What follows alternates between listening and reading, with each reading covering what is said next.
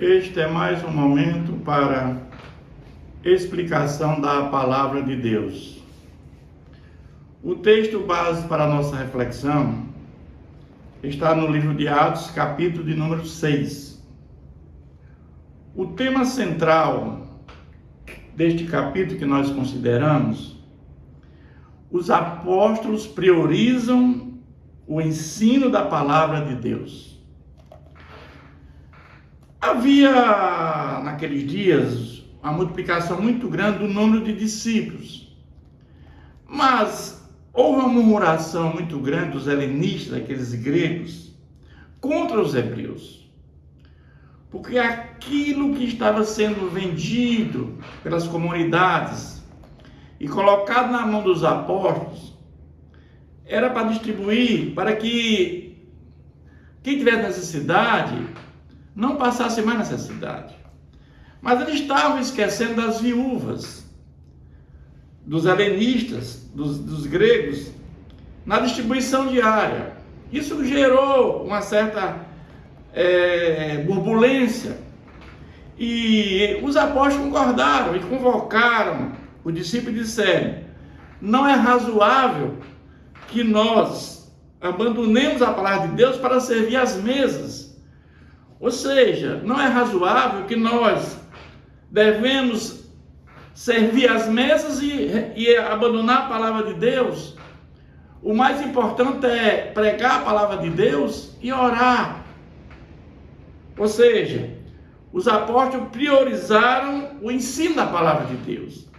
Mas como é que essa questão tinha que ser resolvida? Aí mas irmãos, escolhei dentre vós 7 homens de boa reputação, cheios do Espírito Santo e sabedoria, os quais entregaremos esse serviço. Uma ideia maravilhosa.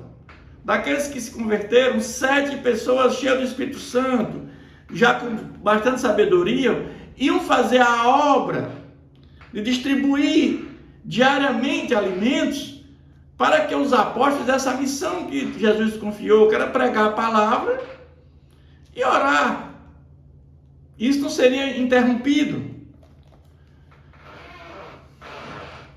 E o parecer agradou a toda a comunidade.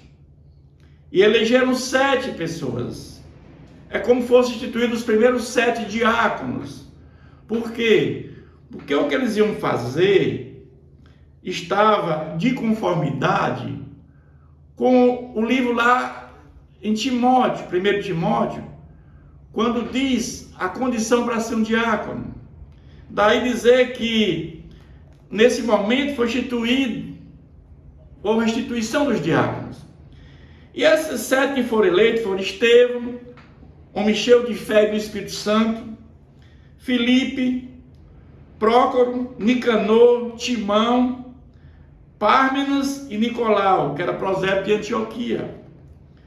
E apresentaram-se perante os apóstolos, eles orando lhe puseram as mãos.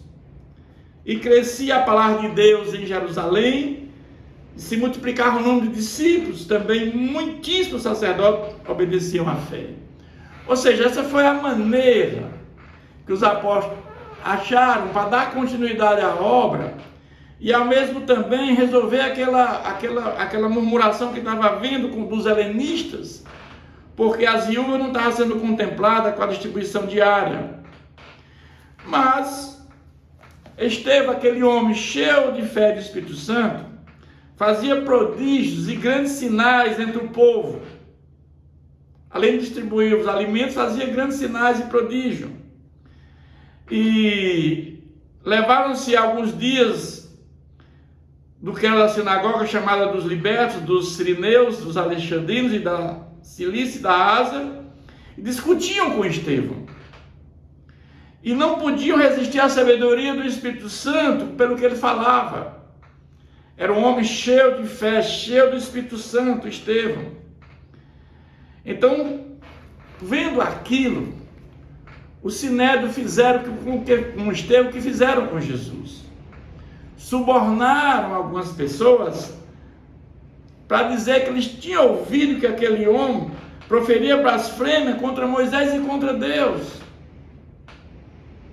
Da mesma maneira que fizeram contra Jesus. Pegaram testemunhas falsas contra Jesus, para dizer que ele estava blasfemando contra Deus. E sublevaram o povo, os anciãos, os escribas, investigando, arrebataram, levando ao sinédrio. Eles levam aquele homem ao sinédrio. Apresentaram testemunhas falsas para que depuseram. Este homem não cessa de falar contra o lugar santo e contra a lei de Moisés.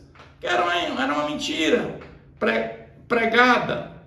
O que havia naquele momento é que o templo era um lugar onde o sinédrio, aquele do sinédrio, ganhava muito dinheiro. Era uma renda muito grande que eles tinham ali na venda de animais para sacrifícios. Eles vendiam mesmo um animal várias vezes.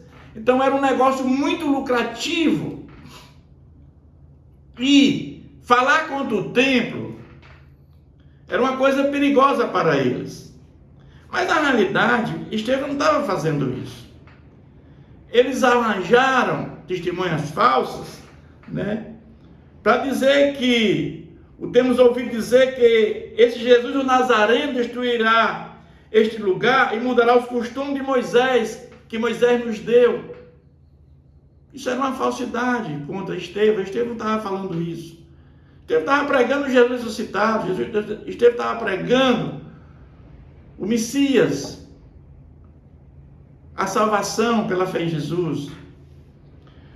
E todos que estavam sentados no sinédrio, fitando os olhos a Estevão, viram seu rosto como fosse o rosto de um anjo.